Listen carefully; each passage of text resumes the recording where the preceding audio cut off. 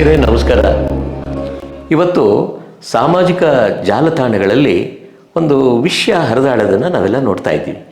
ಅದೇನಂತ ಹೇಳಿದರೆ ಈ ಕ್ಷುದ್ರ ಗ್ರಹಗಳ ಬಗ್ಗೆ. ಸೆಪ್ಟೆಂಬರ್ 15 ಮಧ್ಯರಾತ್ರಿ ಒಂದು ಕ್ಷುದ್ರ ಗ್ರಹ ಭೂಮಿ ಕಡೆ ಧಾವಿಸ್ತಾ ಇದೆ, ಭೂಮಿಗೆ ಬೀಳ್ತಾ ಇದೆ ಅಂತೇಳಿ ಒಂದು ಸುದ್ದಿ ಸಾಮಾಜಿಕ ಜಾಲತಾಣದಲ್ಲಿ ಹರಿದಾಡೋದನ್ನು ನಾವು ನೀವು ಎಲ್ಲರೂ ಕೂಡ ನೋಡ್ತಾ ಇದ್ದೀವಿ. ಅದೇನದು ಕ್ಷುದ್ರ ಗ್ರಹ? ಎಲ್ಲಿದ್ದಾವೆ ಕ್ಷುದ್ರ ಗ್ರಹಗಳು? ಹೇಗೆ ಬರುತ್ತೆ? ಭೂಮಿ ಮೇಲೆ ಮಾತ್ರನೇ ಬೀಳುತ್ತಾ ಅಥವಾ ಬೇರೆ ಬೇರೆ ಗ್ರಹಗಳ ಮೇಲೆ ಕೂಡ ಬೀಳ್ತವ ಇವು? ಗೆಳೆಯರೆ, ಆ ಕ್ಷುದ್ರ ಗ್ರಹದ ಒಂದು ವಿಚಾರವನ್ನು ನಿಮಗೆ ತಿಳಿಸೋದಕ್ಕೆ ನಾನು ಇಷ್ಟಪಡ್ತೀನಿ. ಕ್ಷುದ್ರ ಗ್ರಹಗಳು ನಾವು ನಮ್ಮ ಸೌರವ್ಯೂಹದಲ್ಲಿರ್ತಕ್ಕಂಥ ಕಲ್ಲು ಬಂಡೆಗಳು, ಸೌರವ್ಯೂಹದ ರಚನೆಯಲ್ಲಿ ಕೊನೆಯಲ್ಲಿ ಉಳಿದಿರ್ತಕ್ಕಂಥ ಅವಶೇಷಗಳವು.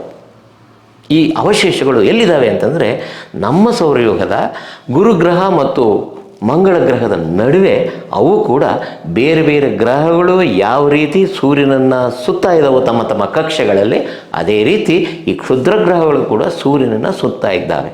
ಆದರೆ ಕ್ಷುದ್ರ ಗ್ರಹಗಳಿಗೆ ತಮ್ಮದೇ ಆಗಿರ್ತಕ್ಕಂಥ ಕಕ್ಷೆ ಅಥವಾ ದಾರಿ ಇಲ್ಲ. ಹೀಗೆ ಸೂರ್ಯನನ್ನು ಸುತ್ತವಾಗ ಅವು ಕ್ಷುದ್ರ ಗ್ರಹಗಳಂದರೆ ಏನಂತ ತಿಳ್ಕೊಂಡಿದ್ದೀರಿ? ಸಣ್ಣ ಮರಳಿನ ಕಣದ ಗಾತ್ರದಿಂದ ಹಿಡಿದು ಭಾರೀ ಗಾತ್ರದ ಬೃಹತ್ ಬಂಡೆಗಳವು, ಪರ್ವತದ ಗಾತ್ರವನ್ನು ಹೋಲ್ತಕ್ಕಂಥ ಬೃಹತ್ ಬಂಡೆಗಳಿದ್ದಾವೆ. ಅವು ಸೂರ್ಯನ ಸುತ್ತಾ ಇದೆ. ಹೀಗೆ ಸುತ್ತವಾಗ ಅವು ಎಷ್ಟಿದ್ದಾವೆ? ಲಕ್ಷಾಂತರ ಕ್ಷುದ್ರ ಗ್ರಹಗಳಿದ್ದಾವೆ ಅಲ್ಲಿ. ಆ ಲಕ್ಷಾಂತರ ಕ್ಷುದ್ರ ಗ್ರಹಗಳು ಸೂರ್ಯನ ಸುತ್ತವಾಗ ಒಂದಕ್ಕೊಂದು ಡಿಕ್ಕಿ ಹೊಡೆದಾಗ ಅವುಗಳ ಚೂರುಗಳು ಸೌರವ್ಯೂಹದ ಬೇರೆ ಬೇರೆ ಗ್ರಹಗಳು ಉಪಗ್ರಹಗಳ ಕಡೆಗೆ ಬರ್ತಾವೆ. ಅಂದರೆ ಕೆಲವು ನೈಜ ಗಾತ್ರದ ಕ್ಷುದ್ರ ಗ್ರಹಗಳೇನಿದ್ದಾವೆ ಅಂದರೆ ಪಕ್ಕದ ಯಾವುದಾದ್ರೂ ಒಂದು ಗ್ರಹ ಹತ್ತಿರಕ್ಕೆ ಬಂದ ಅದರ ಆಕರ್ಷಣೆಯಿಂದನೂ ಕೂಡ ಅವು ಯಥಾವತ್ತು ಗಾತ್ರದಲ್ಲಿಯೇ ಬೀಳ್ಬೋದು, ಇಲ್ಲ ಒಂದಕ್ಕೊಂದು ಡಿಕ್ಕಿ ಹೊಡೆದಾಗ ಅವುಗಳ ಚೂರುಗಳು ಕೂಡ ಬೀಳ್ಬೋದು. ಭಾರೀ ಗಾತ್ರದ ಕ್ಷುದ್ರ ಗ್ರಹಗಳು ಅಲ್ಲಿಂದ ಕೋಟ್ಯಾನುಕೋಟಿ ಕಿಲೋಮೀಟರ್ ದೂರದಿಂದ ಭೂಮಿಯ ಕಡೆ ಬರೋ ಹೊತ್ತಿಗೆ ಅವುಗಳ ಗಾತ್ರ ಚಿಕ್ಕದಾಗಿರುತ್ತೆ.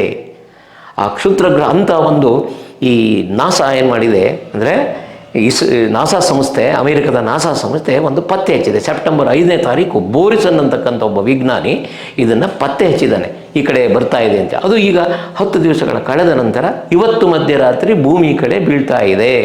ಆದರೂ ಕೂಡ ಗೆಳೆಯರೇ, ಆತಂಕ ಪಡತಕ್ಕಂಥ ಇದೇನಿಲ್ಲ. ಯಾರೂ ಆತಂಕ ಪಡಬೇಡಿ, ಅದು ಬರ್ತಾ ಇದೆ.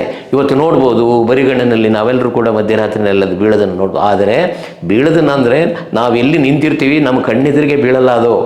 ಅದು ಒಂದು ನಿರ್ದಿಷ್ಟವಾಗಿರ್ತಕ್ಕಂಥ ನಕ್ಷತ್ರ ಪುಂಜಗಳಿದ್ದಾವೆ. ಆ ನಕ್ಷತ್ರಗಳ ಪುಂಜಗಳ ಹತ್ತಿರ ಸುಳಿದಾಡ್ಬೋದು, ಎಲ್ಲಿ ಬೇಕಾದ್ರೂ ಬೀಳ್ಬೋದು. ಅದು ನಾವು ನಿಂತ್ಕೊಂಡು ಆಕಾಶ ನೋಡಿದ ತಕ್ಷಣವೇ ನಮ್ಮ ಎದುರಿಗೆ ಬೀಳಲ್ಲವು, ಯಾರೆಲ್ಲ ದಿಕ್ಕಿನಲ್ಲಿ ಬೇಕಾದರೂ ಅವು ಬೀಳ್ಬೋದು. ಅಂಥ ಒಂದು ಕ್ಷುದ್ರ ಗ್ರಹಕ್ಕೆ ಅದು M1 ಅಂತೇಳಿ ಅಥವಾ A1 ಅಂತೇಳಿ ಹೆಸರನ್ನ ಕೊಟ್ಟಿದ್ದಾರೆ. ಅಂದರೆ 2024 A1 ಅಂತೇಳಿ ಹೆಸರು ಕೊಟ್ಟಿದ್ದಾರೆ. ಅದಕ್ಕಿನ್ನೂ ಆಮೇಲೆ ಅದು ಏನು ಎತ್ತ ಅದರ ವಿವರವನ್ನು ತಿಳ್ಕೊಂಡ್ಮೇಲೆ ನಿರ್ದಿಷ್ಟವಾದ ಹೆಸರನ್ನು ಕೊಡ್ತಾರೆ. ಅಂಥ ಒಂದು ಕ್ಷುದ್ರ ಗ್ರಹ ಇವತ್ತು ಬೀಳ್ತಾ ಇದೆ. ಆದರೆ ಆ ಕ್ಷುದ್ರ ಗ್ರಹ ನಮ್ಮ ಭೂಮಿ ಮೇಲೆ ನಮ್ಮ ವೈಜ್ಞಾನಿಕ ಕಾರಣಗಳಿಂದ ಅದು ಬೀಳ್ತಾ ಇಲ್ಲ. ಅದಕ್ಕೊಂದು ವೈಜ್ಞಾನಿಕ ಹಿನ್ನೆಲೆ ಇದೆ. ಬೀಳಲ್ಲ. ಯಾವುದೇ ಕ್ಷುದ್ರ ಗ್ರಹಗಳು ಇಲ್ಲಿವರೆಗೆ ಬಿದ್ದಿರ್ತಕ್ಕಂಥ ಉದಾಹರಣೆಗಳಿಲ್ಲ. ಲಕ್ಷೋಪಲಕ್ಷ ಕೋಟ್ಯಾನುಕೋಟಿ ಕ್ಷುದ್ರ ಗ್ರಹಗಳ ಸಂಖ್ಯೆ ಇದ್ದರೂ ಕೂಡ ಇಲ್ಲಿ ತನಕ ಬಿದ್ದಿರೋದು ಕೇವಲ 18 ಅಂತ ಗೊತ್ತಾಗಿದೆ. ಅದರಲ್ಲೂ ನಮ್ಮ ಭಾರತದಲ್ಲಿ ಬಿದ್ದಿಲ್ಲವೋ. ಯಾವುದೋ ರಷ್ಯಾ ದೇಶದಲ್ಲಿ ಬಿದ್ದಿರ್ತಕ್ಕಂಥ ಉದಾಹರಣೆ ಇದೆ. ಪಾಕಿಸ್ತಾನದಲ್ಲಿ ಒಂದು ಸಣ್ಣ ಕ್ಷುದ್ರ ಗ್ರಹ ಬಿದ್ದಿರ್ತಕ್ಕಂಥ ಉದಾಹರಣೆ ಇದೆ. ಆದರೆ ಬಿದ್ದಿರೋದು ಎಲ್ಲಿಯವು ಜನನಿಬಿಡ ಪ್ರದೇಶದಲ್ಲಿ ಇದುವರೆಗೂ ಕೂಡ ಅವು ಬಿದ್ದಿಲ್ಲ. ಬಯಲು ಸೀಮೆಯ ಪ್ರದೇಶದಲ್ಲಿ ಬಿದ್ದಿದ್ದಾವೆ, ಇಲ್ಲ ಸಾಗರ ಸಮುದ್ರದಲ್ಲಿ ಬಿದ್ದಿದ್ದಾವೆ. ಹಾಗಾಗಿ ಯಾವುದೇ ಕ್ಷುದ್ರ ಗ್ರಹಗಳು ಬೀಳ್ದಿರೋದ್ರಿಂದ ಜನರ ಮೇಲೆ ಅಥವಾ ಯಾವುದೇ ಒಂದು ಜನಸಮೂಹದ ಮೇಲೆ, ಸಮಾಜದ ಮೇಲೆ ಯಾವುದೇ ತೊಂದರೆ ಆಗಿಲ್ಲ. ದಯವಿಟ್ಟು ನಾನು ನಿಮ್ಮೊಂದು ಕೇಳ್ಕೊಳ್ತೀನಿ, ಆತಂಕ ಬೇಡ, ಹೆದರ್ಕೊಳ್ತಕ್ಕಂಥದ್ದು. ಯಾಕಂದರೆ ಸಾಮಾಜಿಕ ಜಾಲತಾಣಗಳಲ್ಲಿ ಇಂಥವು ಬಂದಾಗ ಏನಾಗ್ಬಿಡುತ್ತೆ, ನಮ್ಮಲ್ಲಿ ಭಯ, ಆತಂಕ ಜಾಸ್ತಿ ಆಗ್ಬಿಡುತ್ತೆ. ಮೀಡಿಯಾಗಳು ನಮ್ಮನ್ನು ಹೆಚ್ಚು ಆತಂಕಕ್ಕೆ ನುಗ್ತವೆ. ಆದರೆ ಆತಂಕ ಪಡೋದು ಬೇಡ.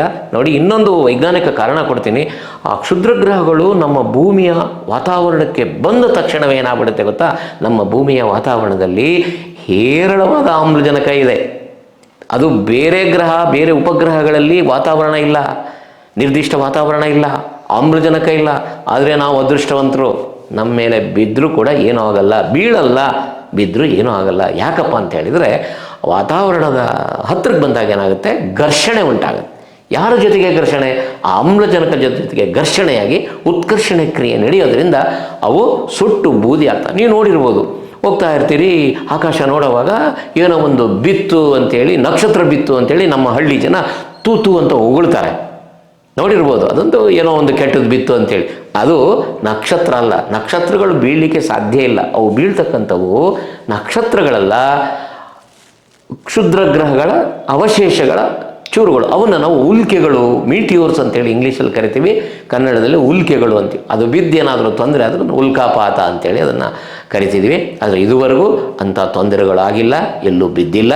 ಹಾಗಾಗಿ ದಯವಿಟ್ಟು ಆತಂಕ ಬೇಡ. ನಮ್ಮ ಭೂಮಿಯ ಮೇಲೆ ನಾವು ಸುರಕ್ಷಿತವಾಗಿದ್ದೀವಿ. ಬಿಕಾಸ್ ನಮಗೊಂದು ಉತ್ತಮವಾಗಿರ್ತಕ್ಕಂಥ ವಾತಾವರಣ ಇದೆ, ಆಮ್ಲಜನಕದಿಂದ ಕೂಡಿರ್ತಕ್ಕಂಥ ವಾತಾವರಣ ಇರೋದ್ರಿಂದ ಅವು ನಮ್ಮಲ್ಲಿ ಬೀಳಲ್ಲ. ಅವು ಘರ್ಷಣೆಯಿಂದ ಸುಟ್ಟು ಉರಿದು ಬೂದಿ ಆಗ್ತವೆ. ಬೇರೆ ಗ್ರಹ ಉಪಗ್ರಹಗಳಿಗೆ ನೇರವಾಗಿ ಬೀಳ್ತವೆ. ಯಾಕೆ ಅಂದರೆ ಅಲ್ಲಿ ವಾತಾವರಣ ಇಲ್ಲ, ಆಮ್ಲಜನಕ ಇಲ್ಲ, ನೇರವಾಗಿ ಬಿದ್ದು ಗುಂಡಿಗಳನ್ನು ಮಾಡ್ತವೆ. ಅವು 100 ಕಿಲೋಮೀಟರ್ ಆಳದ ಗುಂಡಿಗಳು ಅಲ್ಲಿ ಉಂಟಾಗುತ್ತೆ. ಅವು ಅಗಲವಾದ ಒಂದು ಸಮುದ್ರದಷ್ಟು ಸ್ತೀರ್ಣವಾಗಿರ್ತಕ್ಕಂಥ ಜಾಗಗಳನ್ನು ಕೂಡ ಉಂಟು ಮಾಡ್ತವೆ. ಅಂಥ ಕ್ಷುದ್ರಗ್ರಹಗಳು ಕೂಡ ಬಿದ್ದಿರ್ತಕ್ಕಂಥ ಉದಾಹರಣೆ ಇದೆ.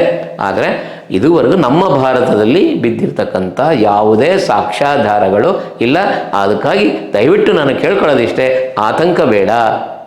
ಅಕಸ್ಮಾತ್ ಭೂಮಿಯ ಸನಿಹದಲ್ಲಿ ಏನೋ 6,26,000 ಕಿಲೋಮೀಟ್ರ್ ಸನಿಹದಲ್ಲಿ ಅದು ಹೋಗುತ್ತೆ ಅಂತ ಹೇಳಿದ್ದಾರೆ ನಾಸಾ ವಿಜ್ಞಾನಿಗಳು. ಹೋದರೂ ಕೂಡ ಅದನ್ನು ನಮ್ಮ ಭೂಮಿಯ ಕಡೆ ಬರ್ತಾ ಇದ್ರು ಕೂಡ ಅದನ್ನು ದಿಕ್ಕನ್ನು ತಪ್ಪಿಸಿ ಬೇರೆ ಕಡೆ ಸಮುದ್ರ ಸಾಗರಗಳಲ್ಲಿ ಬೀಳಿಸ್ತಕ್ಕಂಥ ಒಂದು ತಂತ್ರಜ್ಞಾನವೂ ಕೂಡ ನಮ್ಮಲ್ಲಿ ಇದೆ. ಇದು ಮನಸ್ಸಿನಲ್ಲಿರಲಿ. ಹಾಗಾಗಿ ಆತಂಕ ಬೇಡ, ಇವುಗಳಿಗೆ ಕಿವಿಗೊಡಬೇಡಿ ಅಂತೇಳಿ ಮತ್ತೊಮ್ಮೆ ಹೇಳ್ತಾ ನನ್ನ ಮಾತುಗಳನ್ನ ಮುಗಿಸ್ತೇನೆ. ನಮಸ್ಕಾರ.